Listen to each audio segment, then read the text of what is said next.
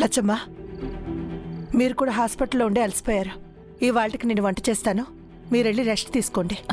పర్లేదమ్మా, మీరు అమ్మాయిని చూసుకోండి, నేనెళ్ళి వంట చేస్తాను. ఎవరూ ఏమీ చేయనక్కర్లేదు.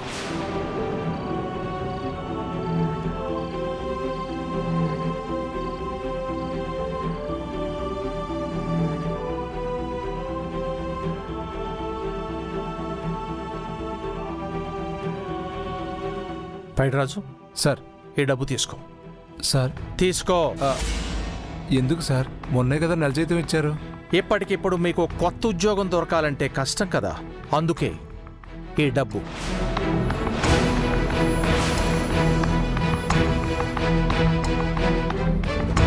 కొత్త ఉద్యోగం ఏంటండి?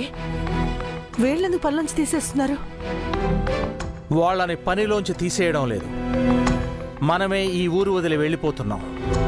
అది రేపే.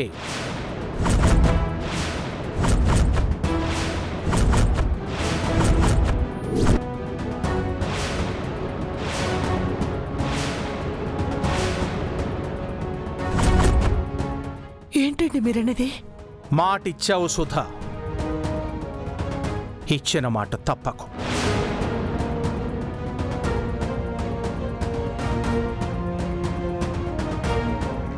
అది కదండి, జయ ఆరోగ్యం కుదుటపడేంత వరకైనా.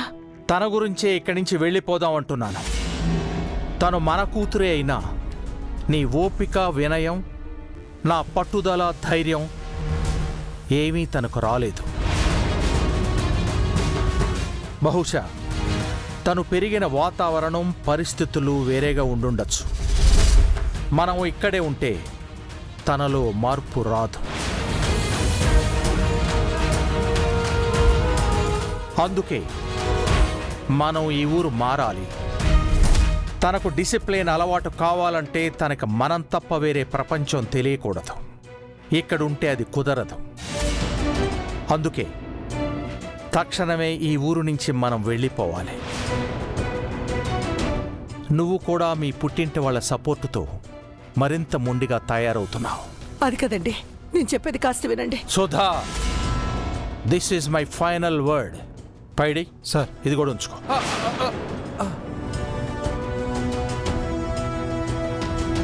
లచ్చి, మన అన్నయ్య ఈ విషయం రుద్రబాబుకి చెప్పాలి. పద.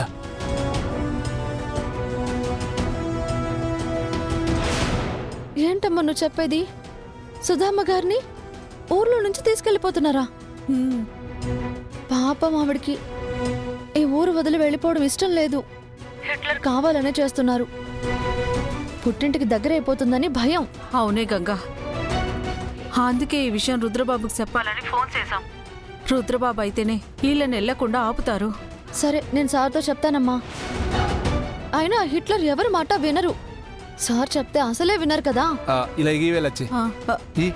ఇదిగో గంగా, అయ్యగారు వింటారో లేదో ఆ సంగతి తర్వాత. అసలు మీ ఇంట్లో ఉన్న అమ్మాయి మీ కూతురు కాదని, నువ్వే వీళ్ళ కూతురు.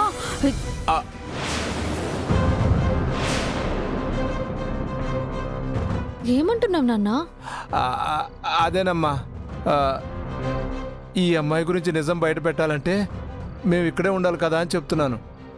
నిజమే నాన్న, కానీ ఆ హిట్లర్ని నమ్మించడం ఎలా? పైకి పెద్ద తెలివైన వారిలా కనిపిస్తారే కానీ ఆ హిట్లర్ ఒట్టి బుర్రలేని మనిషి. తప్పు గంగా, తండ్రి లాంటి అలా అనకూడదమ్మా. అనకూడదు, కరెక్టే. కానీ ఆ మనిషి మొండితనాన్ని చూస్తుంటే నాకు కోపం వస్తుంది. అంటే అది ఇటీవయ్యా గంగా, ఇప్పుడు ఇవన్నీ మాట్లాడే సమయం కాదు. ముందు ఈ విషయం రుద్రబాబుతో చెప్పు, ఆయనే అన్ని చూసుకుంటారు. సరే అమ్మా.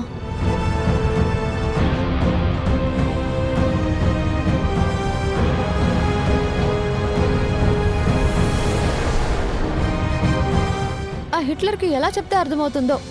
అసలు సుధామ్మ ఆయన్ని గయ్యాలి పెళ్ళాంలా హింసించి చెప్పు చేతల్లో పెట్టుకోవాల్సింది.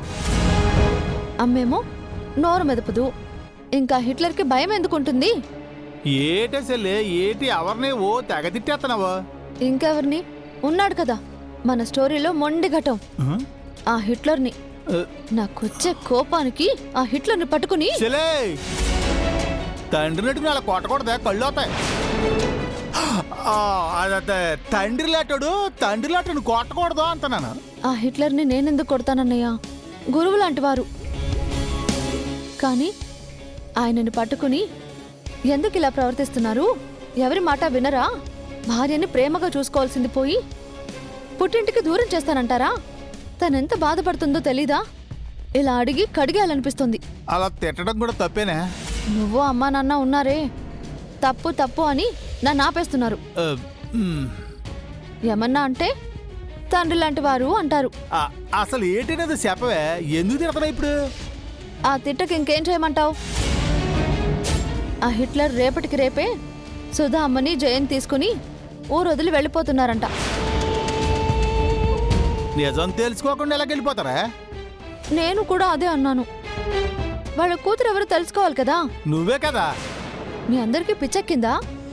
కూతురు అంటారు, నేనే అంటారు. ఏంటి మీ కన్ఫ్యూజనింగ్? అంటే అది నువ్వు మ్యాచ్లో గెలవడం ఆయన చూడాలి, నీ గొప్పతనం ఆయన ఒప్పుకోవాలి కదేటే. అదే అంటున్నాను. ఆయన నిజం తెలుసుకోకుండా ఎలా వెళ్ళిపోతారు? ఎవరికి తెలియాలి? ఏం తెలుసుకోవాలి? అంటే బా వచ్చారా? మీకోసమే వెయిట్ చేస్తున్నాను. ఆ హిట్లర్ ఉన్నారే, అదే సార్, మీ మావయ్య గారు ఉన్నారుగా. సుధా అమ్మని జయని తీసుకుని రేపు ఊరొదిలి వెళ్ళిపోతారట. ఇప్పుడే మా అమ్మ నాన్న కాల్ చేసి చెప్పారు. వాళ్ళని ఎలాగైనా నువ్వే ఆపాలి బా, లేదంటే సానా నిజాలు రహస్యాలుగానే మిగిలిపోతాయి. అవన్నీ దాచుకోలేక నా కడుపు ఉబ్బిపోతుంది. మావయ్య ఇలాంటి డెసిషన్ తీసుకుంటారని నాకు ముందే తెలుసు. అందుకే నా ప్లాన్లో నేనున్నాను. ఏ ప్లాన్ బా? Wait and watch. వాచా? ఇది కూడా సస్పెన్సేనా? హాయ్ బాబు, నాకు కడుపు నొప్పి వచ్చేస్తుంది బా. ఎవరు ఏం మాట్లాడుతున్నారు? ఈసారి ఎప్పుడు ఏం చేస్తారో తెలియట్లేదు. దేవుడా, ఆ సుధా అమ్మ ఎక్కడికి వెళ్ళకూడదు. ఆ హిట్లర్ గారి మనసు మార్చి ఇక్కడే ఉండేలా చేయవా ప్లీజులు దేవుడా, ప్లీజ్లు. వాట్? వేరే ఊరు తీసుకెళ్తున్నాడా? ఎక్కడికి? ఎందుకు? ఎందుకంత షాక్ బ్రో? ఆల్రెడీ ఇలాంటి ప్లాన్లు ఉన్నాడని చెప్పాను కదా, ఈరోజు కన్ఫర్మ్ చేశాడు అంతే. అయినా ఇక్కడుంటే ఎంక్వైరీలు, డౌట్లు. అదే దూరంగా వెళ్తే వీళ్ళని ఈజీగా మోసం చేయొచ్చు. You pool!